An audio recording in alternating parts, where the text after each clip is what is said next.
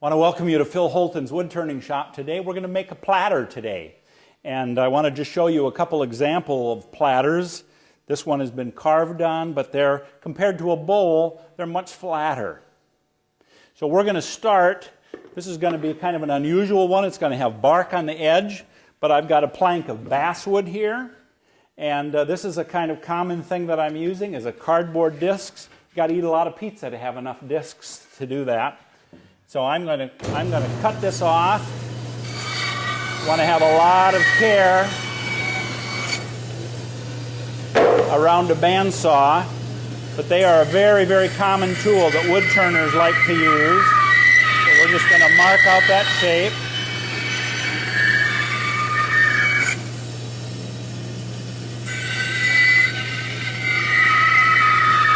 Going to mark out that shape, and then we'll mount it on the lathe.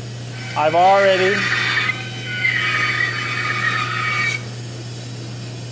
drilled a 1/4 inch hole in the bottom here that I'm going to use to hold this onto the lathe. So I'm going to head over there. Okay, I've cut out this disc. Now I'm going to mount it on a screw chuck here. Doesn't take very much. I'm going to have the tailstock up against. I'm not going to completely finish this, but I'm going to just show you how I do the outside of the platter, the bottom of the platter. Slow this down to start it out. And then we're going to shape, this is going to be the bottom of the platter. So this is a bowl gouge that I'm using.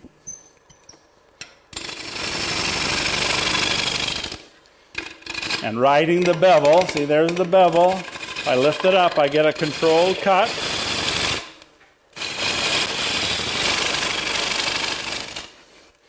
I'm going to start with pretty big chips.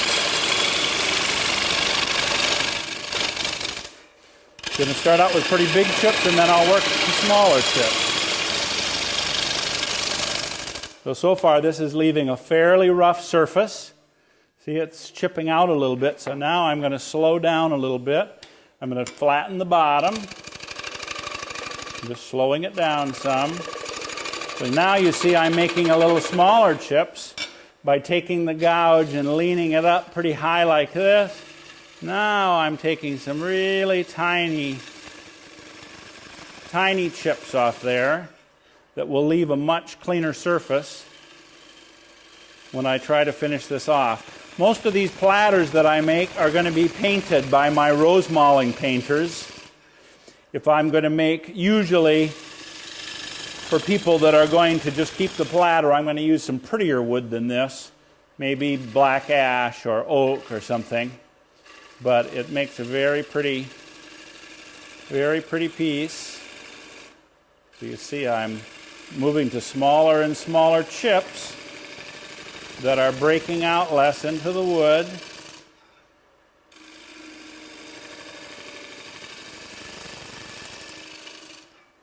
I never get tired of seeing how kind of magical it is to let that shape unfold in front of you.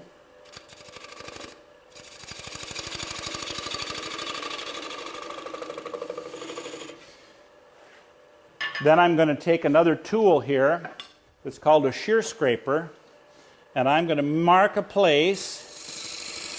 This is where I'm going to hollow out the middle a little bit. This is where I'm going to hold the bowl. And then I'm also, you can use this as a shear scraper. You need to be very careful not to get the point in, but I can improve my surface so I don't have to sand quite so much here. So I'm working my way across.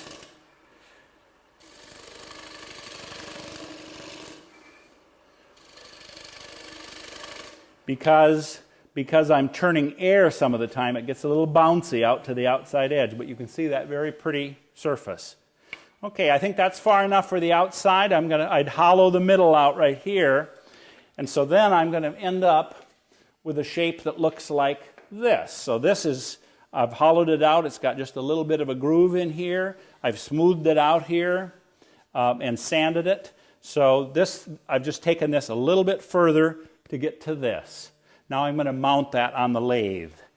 All right, now I'm mounting a new chuck on here. And these are a 4-jaw chuck, not like a machinist chuck. They're made just for wood turners.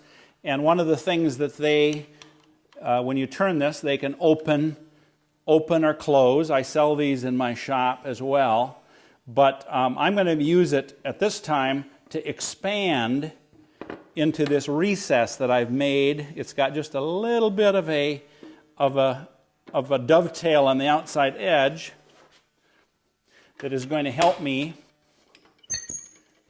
So I'm just going to expand it very slightly into that dovetail, using this up against to steady it.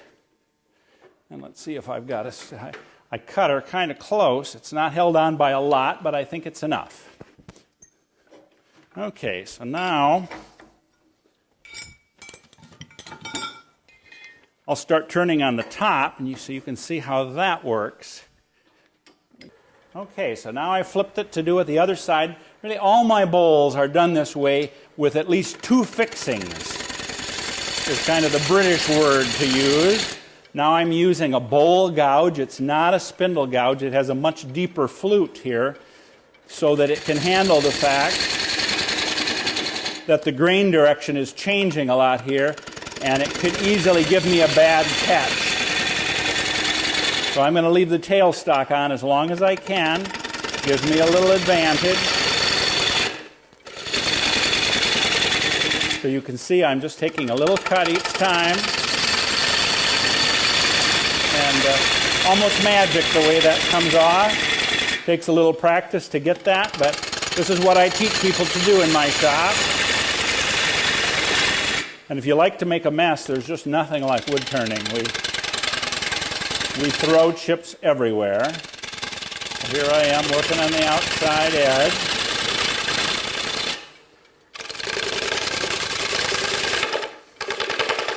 And bring it in.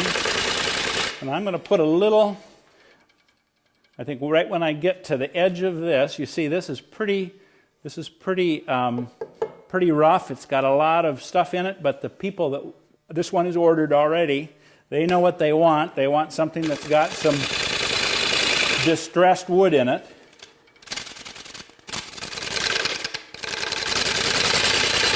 There I am.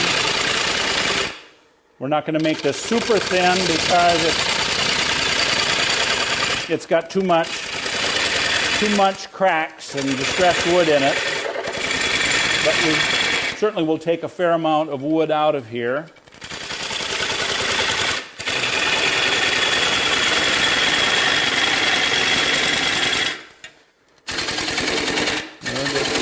Keep getting some more mass out of here. So in any direction that I'm turning, this bevel is giving me support. You can't just jam it in there or it would catch very badly.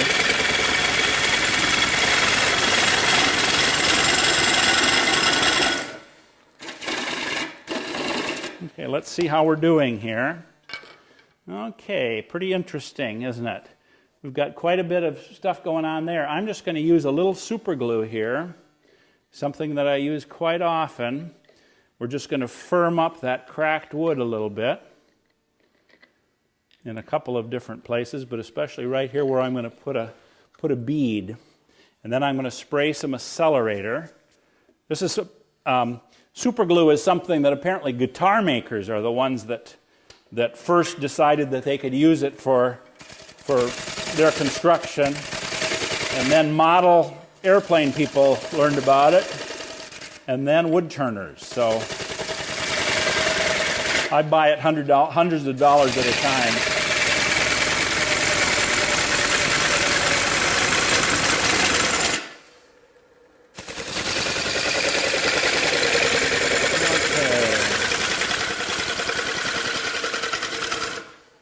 Okay, we're just about ready to finish it now. So now I've pulled the tailstock off, and I'm going to just pull this in a little closer, and we'll get our best cut that we can. We'll have some sanding to do, but we've done a pretty nice job of cutting this cleanly.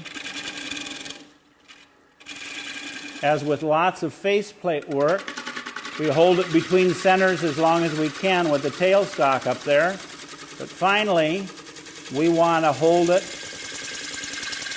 from the foot. So there we are with a platter. And it's got bark edge. I know the woman who ordered this, she's going to just think this is excellent. But thanks again for coming to Phil Holton's Wood Turning Shop.